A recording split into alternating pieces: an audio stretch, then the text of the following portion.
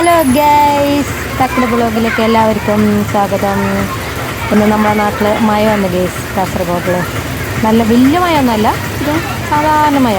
അപ്പോൾ തക്കിടൊക്കെ നനയണമെന്ന് പറഞ്ഞുകൊണ്ട് ഞങ്ങൾ മഴയൊക്കെ നനഞ്ഞു. ഞാൻ നനയുമ്പോൾ കുറേ പിള്ളേർ വന്നിട്ട് ഞങ്ങൾ അടുത്ത് വന്നു.